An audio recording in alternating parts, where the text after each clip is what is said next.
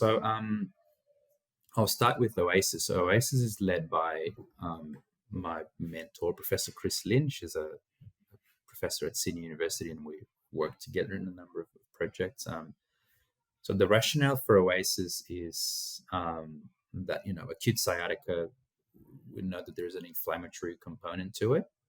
There can be other things playing a role in the symptoms, but inflammation is also one of them. So why not give people a potent anti-inflammatory for a short amount of time, right? So that was essentially the rationale for the study.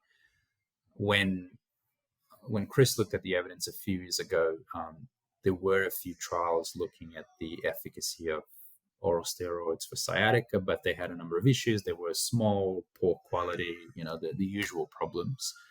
Some of them gave low doses of steroids, and people are very nervous and they get very agitated whenever we talk about, medications like steroids and prednisone. There's some concerns, with, regarding long-term use of steroids in terms of bone health and cardiovascular events. There's a whole, adverse events in general. So there's a whole, heap of concerns with that. But we're doing a study that involves a 13-day course of treatment, starting with 50 milligrams, which is considered a high dose by some, and then tapering it down to 12.5 over the course of these 13 days.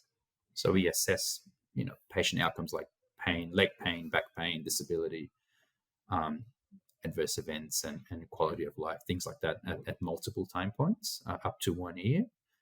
That study is ongoing, so we've recruited at the moment 310 participants. So it's going to be, it already is the largest study of prednisone for acute sciatica. I think the second largest was published 10 years ago in 300 people or 290 or something. Anyway, but we think it's going to provide concrete, good evidence about this medicine.